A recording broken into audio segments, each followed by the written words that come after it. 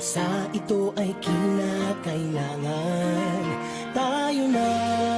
matulong-tulong, mapaunlarin ang mahal na